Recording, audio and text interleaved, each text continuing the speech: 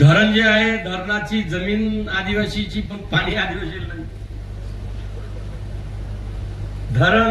धरणासाठी जागा आदिवासीची, द्या लीज द्या, काय काय, पण पाणी नका पिऊ.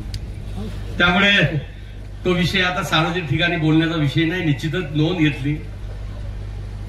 मी कार्यकर्ता असल्यामुळे जबाबदारी सांगतो. हे आम्ही इथं ऐकलेल्या कथा, ह्या कथा न समजून, ते वास्तविकता समजून मी भविष्यात ते कसे सुटेल यासाठी लक्ष करेल. बुडीत बंधाऱ्याच्या अनुषंगाने शासन स्तरावर आपण सांगितलं, बुडीत बंधाऱ्याची नोंद घेतली. तो सुद्धा डावे घाटच्या बाबत सुद्धा सांगितलं, त्याबाबत सुद्धा मी नोंद घेऊन येणाऱ्या काळात ते अजूनही माझा त्याचा अभ्यास नसल्यामुळे मी जबाबदारी सांगतो. निश्चितच सर्व पत्रकार बांधवांना, इलेक्ट्रॉनिक आणि प्रिंट मीडियाच्या बांधवांना मी नम्रपणे सांगतो, आज मातेचा माया वसुताईचा आशीर्वाद घ्यायला आलो. आमचा आदिवासी समाज अतिशय रूढी परंपरेने जगणारा समाज असल्यामुळे, आमचा आदिवासी समाज देव, देश आणि धर्माचं रक्षण करणारा समाज असल्यामुळे भविष्यामध्ये मी सांगतो, आमचा समाज, आदिवासी समाज देव आणि देश धर्माचं 100% रक्षण करण्याचं काम प्रामाणिकपणे करेल. परंतु अपप्रचार जो माझ्या समाजामध्ये झाला, ही परिस्थिती काय आहे? माझ्या आदिवासी समाजाची दिशाभूल अनेक वर्षापासून होत आहे, करत आलेले आहे. हे कोण जर केली असेल दादा, तर राजकीय नेत्याने केलेली आहे.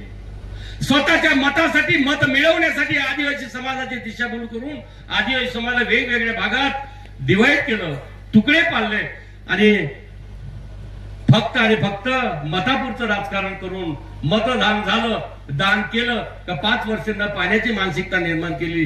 भविष्यामध्ये मी जबाबदारी सांगतो, समस्त माझ्या 45 जातीचा मी नेता आहे, आदिवासी समाजाचा नेता आहे. यानंतर माझा आदिवासी समाज कोणीही मोठा नेता असला, ज्यानं दिशाभूल करण्याचे प्रयत्न केले, कोणाच्याही अवकाळी याच्यात येणार नाही, आटकाटीत येणार नाही, दिशाभूल करण्याची मानसिकता राहणार नाही. एक ठरवलेल्या आमच्या आदिवासी समाजाने, जो आदिवासी समाज देव, देश आणि धर्माला मानणारा असल्यामुळे कितीही मोठा नेता आला, यानंतर कधी दिशाभूल होणार नाही, दिशाभूल येणार नाही, विकासाच्या दिशेने जाईल, अशा प्रकारचं मी आश्वासित करतो. आणि मला इथं बोलावलं, सन्मान केला, आदर केला, मला ऐकून घेतलं, मनापासून धन्यवाद देतो. परंतु आज मी भाषण दिलं असलं तरी आता हे संपलं नाही. मी एकदा जेव्हा जातो, नंतर पुढच्या वर्षी जेव्हा वेळ येईल, मातेची पूजा केली, ते तसं माझं काही स्वभाव नाही. एकदा गेलं का त्याचं चिंतन, आत्मचिंतन, आत्मपरीक्षण, आणि स्वतः मी शास्त्रज्ञ असल्यामुळे, त्याचं संशोधन केल्याशिवाय राहत नसल्यामुळे, या दोन्ही तालुक्यावर माझं विशेष लक्ष असल्यामुळे 3 महिन्याच्या नंतर मी या गावाला येत जाईल, चर्चा घेत जाईल. जनता दरबार असो, काय जे असेल, काय जे समस्या असेल, सुख असेल, दुःख असेल, त्यासाठी मी प्रामाणिकपणे प्रयत्न करेन अशी अपेक्षा करतो. आणि निश्चितच आज संपलं नाही, आतापासून सुरू झालं. कारण हा समाज देव, देश, धर्माला मानणारा समाज असल्यामुळे, सुसंस्कृत समाजाला, आदर्श संस्कृती कोणत्या समाजाला असेल ते आदिवासी समाजाला आहे. सुसंस्कृत समाज कोणता असेल तर आदिवासी समाज आहे. अशा आदिवासी समाजाला मी कधीही मधात सोडणार नाही.